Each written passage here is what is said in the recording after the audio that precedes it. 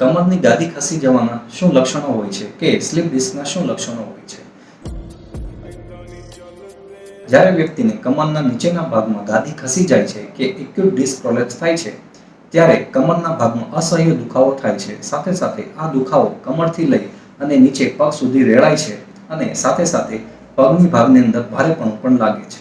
અમુક કેસીસની અંદર કમરની ગાદી ખસવાને કારણે જે સ્પાઇનલ કોર્ડ કે જે નસ કે નર્વ્સ હોય છે તેની ઉપર દબાણ આવવાથી પેશન્ટને પગના સ્નાયુઓની અંદર તાકાતની અંદર કમજોરી પણ આવે છે.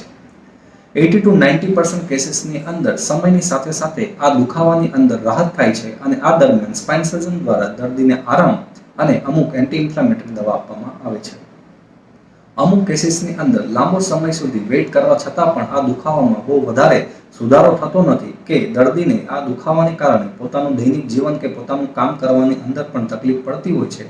તો આવા કેસીસની અંદર સ્પાઇન સર્જન દ્વારા આવી વ્યક્તિને ઓપરેશનની સલાહ આપવામાં આવે છે. ઘણી વખત કમરના નીચેના ભાગમાં મોટી ગાદી ખસાવાને કારણે દર્દીને ટોયલેટ પેશાબના એરિયામાં સૂનપણું લાગે છે. સાથે સાથે યુરિન પાસ કરવામાં તકલીફ પડવી જેવી કે ધીમે ધીમે યુરિન પાસ થવું, યુરિન પાસ કરવામાં તકલીફ થવી, કબજિયાત રહેવો અને ચાલવા બેસવા ઉઠવામાં અતિશય તકલીફ પડવી, આવી કન્ડિશનને ઓડા ઇક્વાઇનસ સિન્ડ્રોમ્સ કહેવામાં આવે છે અને સ્પાઇન સર્જન દ્વારા આવા કેસીસની અંદર ઇમરજન્સી સર્જરી કરવાની એડવાઇસ આપવામાં આવે છે.